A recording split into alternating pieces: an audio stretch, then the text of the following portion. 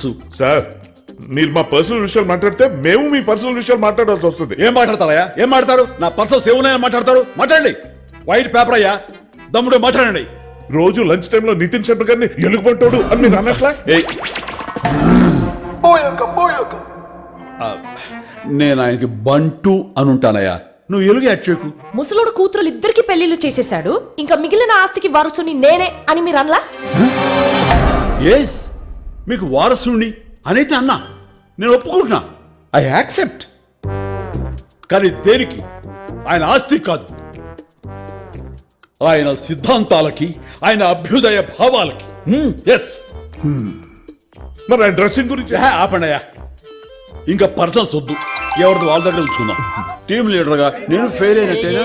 Total గా ఇది team failure. జై జై వాసవి, జై జై వాసవి.